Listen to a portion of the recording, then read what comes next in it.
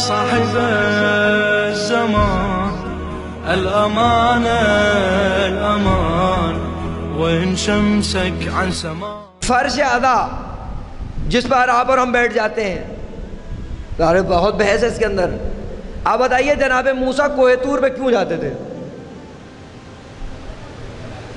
جناب موسیٰ علیہ السلام، قرآن نے نقل کیا ہے نا، کوہ طور پہ کیوں جاتے تھے؟ کلیم اللہ ہیں، اللہ سے کلام کرتے تھے. کہاں جاتے تھے؟ کہا کوہ طور پہ جاتے تھے. قرآن نے اس کو بیان کیا. جب کوہ طور پہ گئے تو ایک درخت کے ذریعے سے خدا نے گفتگو کی. درخت سے قرآن نے بیان کیا، ایک درخت سے اللہ کی آواز آئی اور جناب موسیٰ سے کلام ہوا. اور جب کلام ہوا تو فقط ملاقات نہیں ہوئی، جناب موسیٰ کو اللہ نے ایک ذمہ داری بھی دی.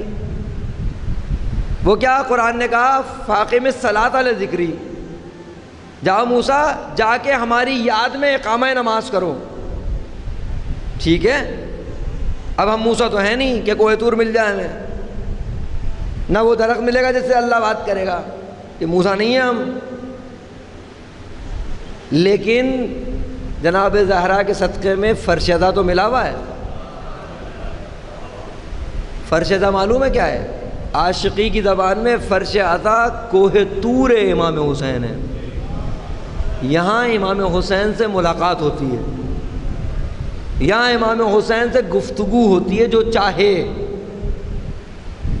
لیکن جس طریقے سے جناب موسیٰ جب پلٹے ہیں تو ذمہ داری لے کے پلٹے ہیں، اسی طریقے سے جب امام حسین کا چاہنے والا اس فرش سے پلٹتا ہے نا تو ذمہ داری لے کے پلٹتا ہے. کیا ذمہ داری؟ جس طریقے سے نماز کی مثال دی کہ 2% پڑھتے ہیں، اگر آپ کیلکولیشن کریں کتنے لوگ امام حسین کو جانتے ہیں اور امام حسین کا نام لیتے ہیں، دنیا کی تعداد نکالیے، پرسنٹیج نکالیے، کتنے لوگ ہیں جو یا حسین کرتے ہیں اور کتنے نہیں کرتے.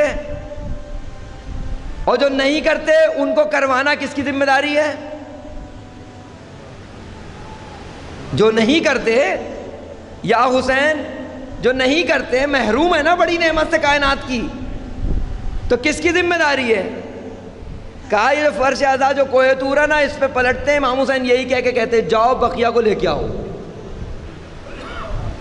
جاؤ بقیہ کو لے کے آؤ، جو یا حسین نہیں کرتے ان کو لے کے آؤ، تمہاری ذمہ داری ہے. کیسے لے کے آؤ؟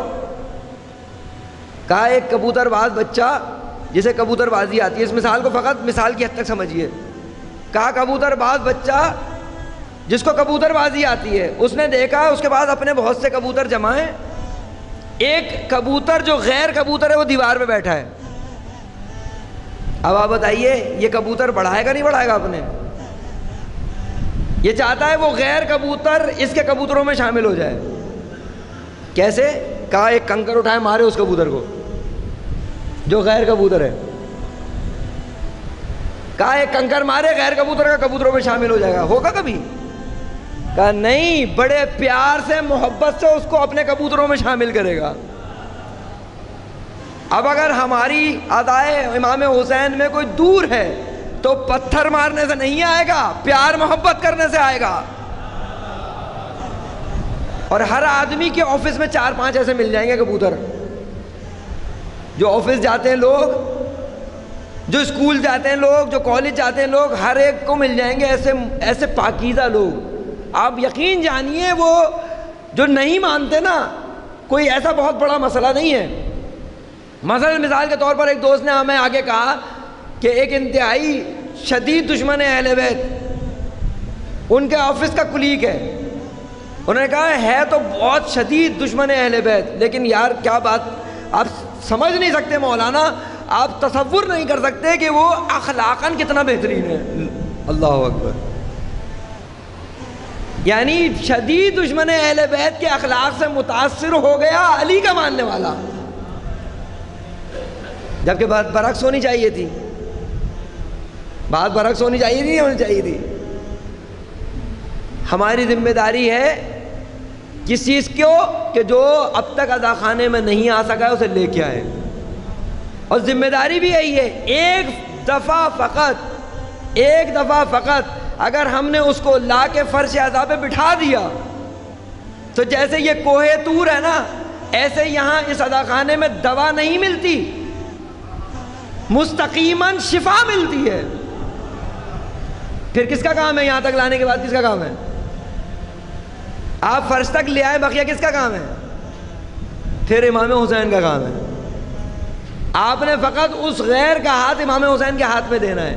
کیوں؟ اس لیے کہ یقین جانیے آپ کا ہاتھ امام حسین کے ہاتھ میں ہے.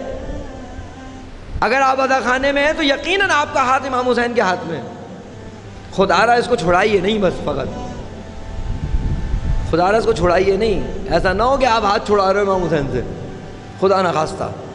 اور آپ کو معلوم ہے جو اس عزا خانے تک آ جاتا ہے وہ کہاں تک جاتا ہے؟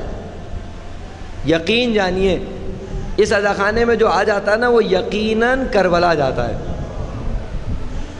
اس عزا خانے کی برکات ہیں جو جاتا ہے اس عزا خانے کی برکات سے جاتا ہے کربلا. وہ جب بھی پردہ غیبت اٹھا